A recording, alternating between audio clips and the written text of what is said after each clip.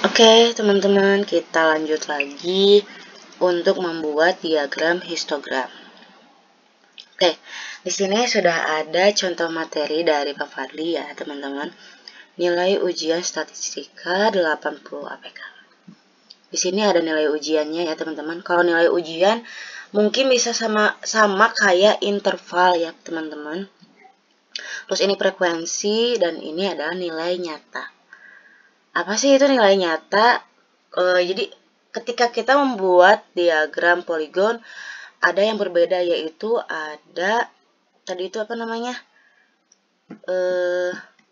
nilai midpoint, nilai tengah ya.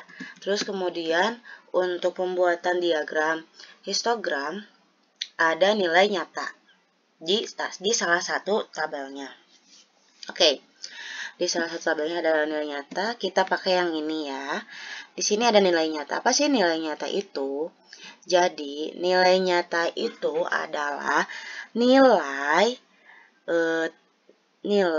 dari tepi bawah dan tepi atas. Yang dimaksud tepi bawah itu apa sih? Batas bawah yang dikurangi 0,5. Tepi atas itu apa sih? Batas atas tambah 0,5. Jadi contohnya seperti ini ya, teman-teman. Di sini ada 91 sampai 100 untuk kelas 1 ya. Nah, kita lihat di sini. Tepi atasnya tepi bawahnya berapa? Batas bawahnya berapa? Maksudnya batas bawah ya. Batas bawah dari kelas 1 ini adalah berapa? 91. Dan batas atas dari kelas 1 ini adalah 100. Nah, maka kita akan mencari tepi bawah dan tepi atas. Tepi bawahnya berarti kita batas bawah dikurangi 0,5. Batas bawahnya berapa? 91 kan? 91 dikurangi 0,5 berapa? Jadi 90,5. Seperti itu ya, teman-teman. Nah, kemudian kita mencari tepi atas. Tepi atas sama dengan batas atas ditambah 0,5. Oke, di sini batas atasnya adalah 100. Maka 100 ditambah 0,5 adalah 100,5. Bisa dipahami? Oke, satu kali lagi ya. Dari kelas kedua.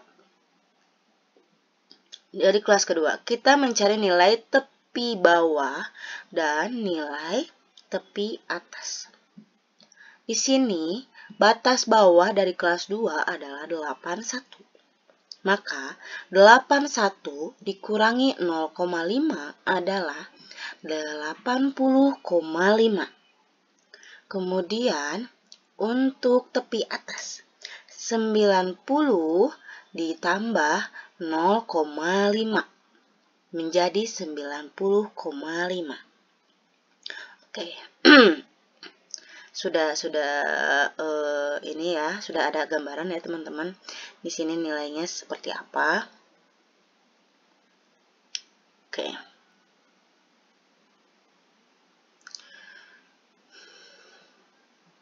Sudah terlihat tergambar, teman-teman semua? Jadi, ketika kita ingin mencari nilai nyata, kita tinggal aja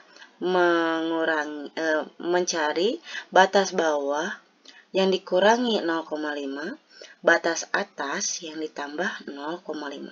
Maka hasilnya seperti ini. Bisa dipahami, teman-teman? Oke.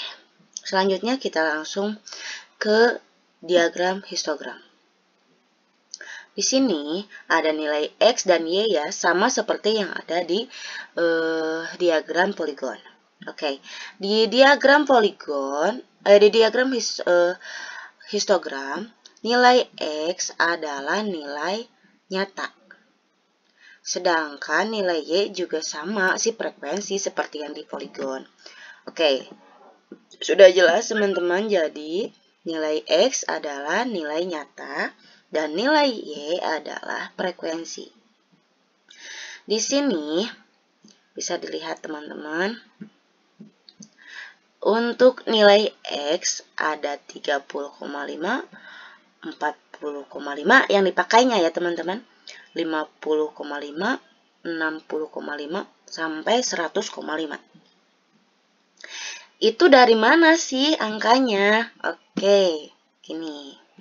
Di sini ada angka 30,5, yaitu dari nilai terkecil yang ada di kelompok data tersebut ya. Keseluruhan ada yaitu 31.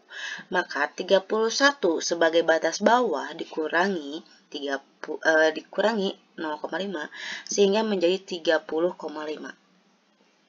Sedangkan 40 yang menjadi batas atas harus ditambah 0,5 sehingga menjadi 40,5. Oke. Yang dipakai dalam diagram histogram nilai mana saja sih? Jadi, yang dipakai pada nilai X adalah nilai nyata terkecil dari keseluruhan data, yaitu 30,5, dan juga nilai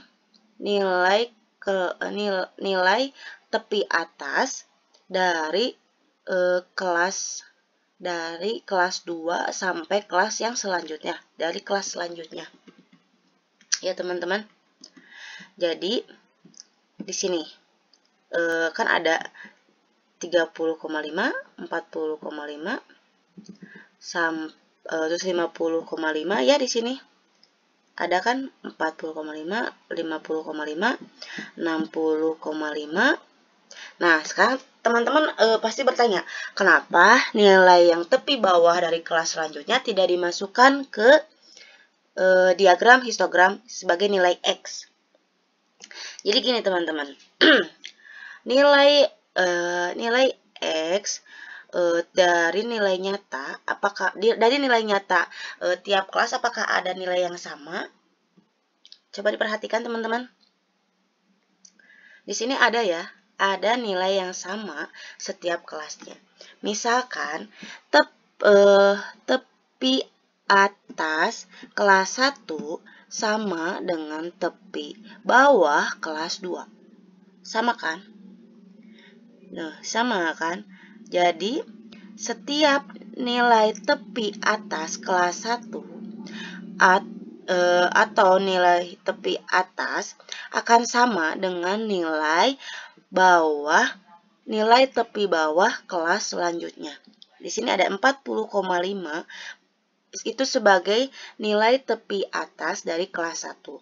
Dan untuk nilai bawah kelas 2 adalah 40,5. Sama kan? Begitupun kelas selanjutnya. Di sini ada 50,5 sebagai nilai tepi atas kelas 2. Dan di kelas 3, 50,5 sebagai nilai tepi bawah.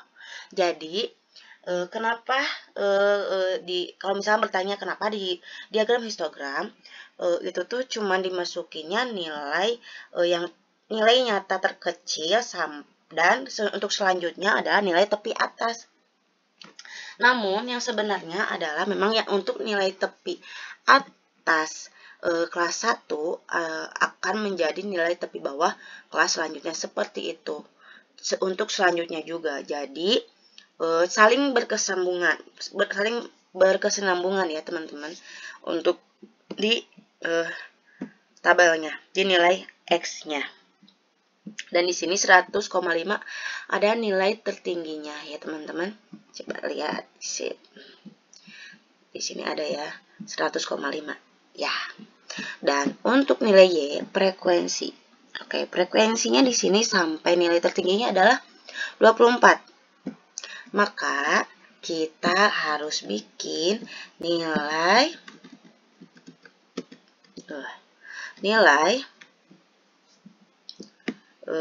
Y-nya boleh dari nilai genap atau nilai ganjil, gitu bisa boleh. Boleh ya teman-teman. Nah, di sini kan kalau ini nilai ganjil sampai 24. Kalau kita mau ya udahlah, misalkan bikin nilai frekuensinya dari angka genap kelipatan kedua bisa, atau dari nilai ganjil kelipatan 2 bisa. Seperti itu aja sih. Nah, ini seperti ini contoh apa sih diagram histogramnya. Jadi kita misalkan dari 30,5 ini frekuensinya berapa sih? 2. Kita catat di sini 2 di diagramnya. Kita langsung bikin balok ya. Dan baloknya itu langsung bikin ke perbatasan yang ke nilai nyata kelas berikutnya, yaitu 40,5. Langsung bikin gini. Dan itu harus nempel ya setiap baloknya, nggak boleh misah. Kalau misalkan diagram batang biasa boleh dipisah, tapi kalau diagram histogram nggak boleh dipisah ya teman-teman. Nah, untuk selanjutnya pun seperti itu. Misalkan dari 40,05 ada berapa frekuensi? Ada 3. Ada 3. 3 sampai 50 0,50,5. Dan itu kan memang benar, ada 3. Kita bikin lagi baloknya. Nah, seperti ini. Dan seterusnya seperti itu, dibikin balok. Dilihat frekuensi dan juga nilai nyatanya. Seperti itu, teman-teman. Nah, di sini kalau misalkan kita sudah beres membuat diagram histogramnya, diagram baloknya. Kalau misalkan kita ingin disatukan dengan diagram poligon, bisa saja. Jadi kita ambil titik di tengah ini, di tengah baloknya, terus kita sambungin.